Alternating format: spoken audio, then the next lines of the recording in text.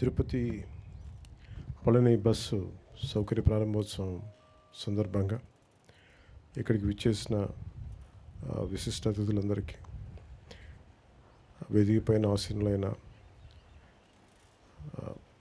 రవాణా యోజన క్రీడా శాఖ మార్చులు శ్రీ మండిపల్లి రామప్రసాద్ రెడ్డి గారికి, ప్రత్యేక అతిథులు civil supplies minister Shri Nadendla Manohar గారికి, ఎమ్మెల్సీ పిడిగి హరిప్రసాద్ గారికి, ఎమ్మెల్యే ఆర్ఎన్ శ్రీనివాసులు గారికి, చల్లపల్లి శ్రీనివాస్ గారికి, కొనకల నారాయణరావు గారికి, ఆంధ్రప్రదేశ్ రాష్ట్ర రోడ్డు రవాణా సంస్థ చైర్మన్, అలాగే former DGP, present commissioner APTTC ex officio VCMD Shri Dwaraka Tirumala Rao గారికి, ఇక్కడికి వచ్చేసిన ప్రతి ఒక్కరికి నా ప్రత్యేక నమస్కారాలు.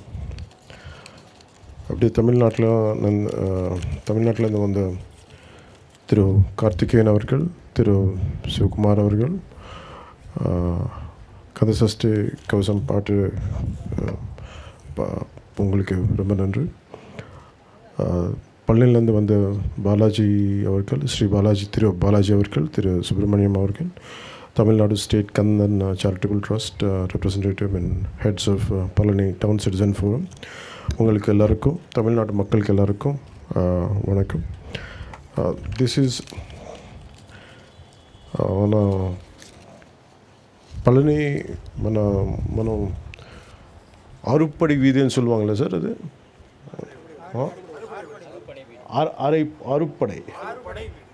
ఆరుపడై వీడు అంటే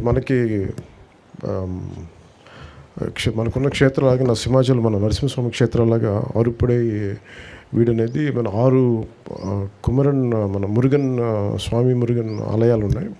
సో వాటిలో ప్రత్యేకించి నేను పళని వెళ్ళినప్పుడు అక్కడ నాకు ఒక రిక్వెస్ట్ ఇచ్చారు. నాకు బాలాజీ గారు, సుబ్రహ్మణ్యం గారు, మాకు ఇక్కడ సౌకర్యం లేదు, మాకు చాలా 2-3 బస్సులు మారాల్సి వస్తుంది, మీరు ఎట్లా అయినా కొంచెం దీన్ని చూడండి అంటే, వెంటనే నేను మన రవాణా శాఖ మార్చులు శ్రీ వారికి తెలియజేశాను, మన రామప్రసాద్ రెడ్డి గారికి. వెంటనే మన ఆఫీస్ నుంచి మనస్ఫూర్తిగా వెంటనే దాన్ని అంటే చెప్పిన రిక్వెస్ట్ நீங்கள் ரிக்வெஸ்ட் சொன்ன உடனே ஒரு அதுக்கு ஈவினிங் சாங்ஷன் ஆயிடுச்சு.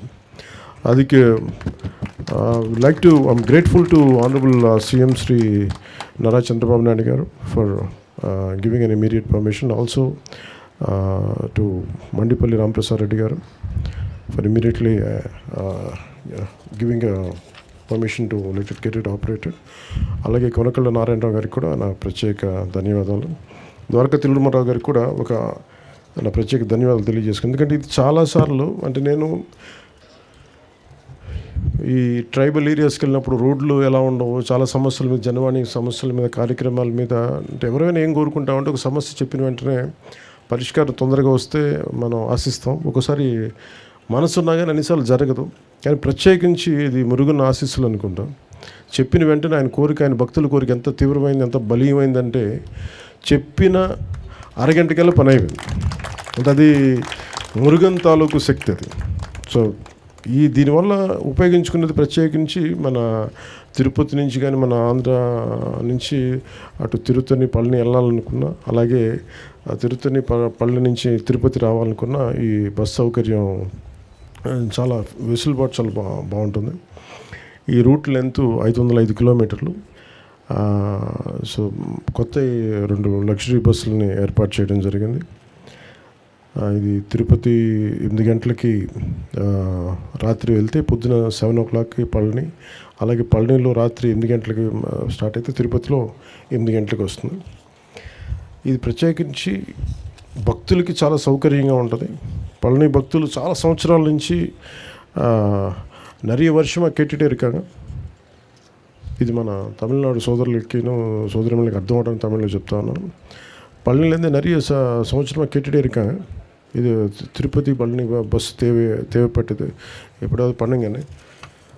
அதுக்கு உடனே சாங்ஷன் பண்ணியிருக்காங்க honourable CM Shri Nara Chandrababu Naidu sir, அவருக்கு நான் நன்றி சொல்கிறேன். అలాగే దండాయుధపాణి స్వామి ఆలయంలో ఆధ్యాత్మిక కేంద్రంగా ఉన్న పవిత్ర ప్రాంతం అది. ఈ ఆలయం తమిళనాడులో అత్యంత ప్రముఖంగా లక్షలాది మంది భక్తులు వస్తారు. కందస్వామిగా భక్తులందరూ ప్రేమతో పిలిచే మురుగన్ స్వామి కృపకి అంకితమైన ఈ ప్రాంతం భారతదేశంలోని అత్యంత ప్రాచీనమైన పుణ్యక్షేత్రాల్లో ఒకటి పేరుగాంచింది.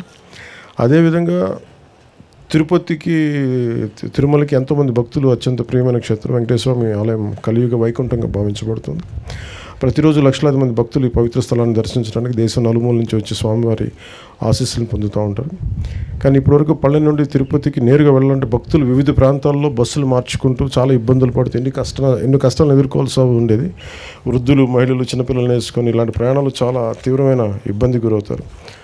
సో నేను ఫిబ్రవరిలో 2వ వారంలో వెళ్ళినప్పుడు జరిగిన నాకు రిక్వెస్ట్కి వెంటనే మనం స్పందించడం జరిగింది. వెంటనే బస్సులు వేయడం జరిగింది.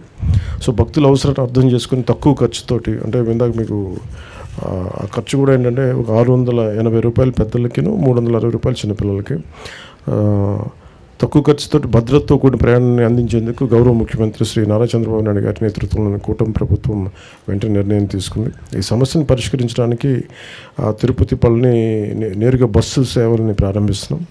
ఈ కొత్త సౌకర్యం భక్తులకి ఇకపై నేరుగా తిరుపతికి, పళనికి చేరుకుని భగవంతుని దర్శనం చేసుకునే సులభమైన అవకాశాన్ని పొందగలరు.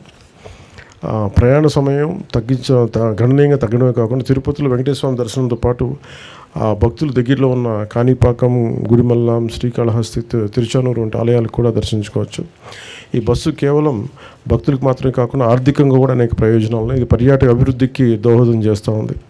పళని మరియు తిరుపతి మధ్య క్రమమైన రవాణా ఏర్పడటం వల్ల ఆర్థిక కార్యకలాపాలు కూడా చాలా పెరుగుతాయి. రెండు రాష్ట్రాల మధ్య భక్తులకి సంబంధాలు మరింత బలపడతాయి.